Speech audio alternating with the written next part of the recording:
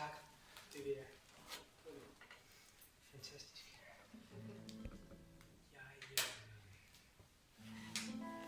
Der er mange mennesker omkring sådan en plade, sådan en udgivelse. Der er de mennesker, der inspirerer til, hvad der skal på. Dem, der guider ind i den musikalske retning. Så er der dem, der siger, ja tak, vi vil gerne have, at du kommer og indspiller i vores kirke. Vi skal lige spørge præsten, om det er okay, at der ikke er konfirmationsforberedelse i dag. Det kan også være, at ja, vi er nede i, det kan også bare være, at bilen gik igennem syn, så vi kunne komme afsted. Der er også de mennesker, der sidder bag pulten og skruer på de rigtige knapper og kommer med tilråb af den ene eller den anden karakter. Det kan også godt være, at man bliver lidt for høj hande.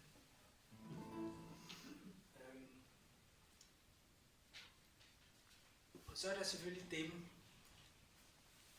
der i dagligdag giver en den der lille fornemmelse af,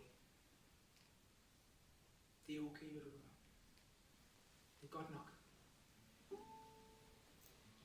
Vi forlanger faktisk, at du nyder det, du gør.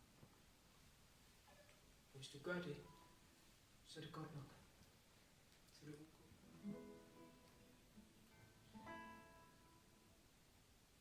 Og jeg tror, at det er en af de udviklinger, eller det er den udvikling, som jeg kan mærke fra den første til den sidste.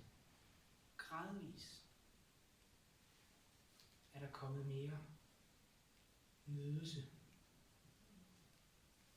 ind i mange ting. Og det synes jeg kan mærke, når jeg hører Unguandia i dag.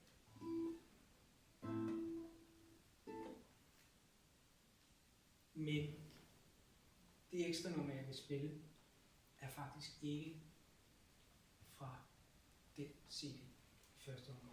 Det ekstra nummer, jeg vil spille, er faktisk fra den første. Et stykke fra den første. Og jeg vil sige det sådan, at det er en lille hyldest til, jeg tror det er en lille hilsen til Mathilde og Emilie.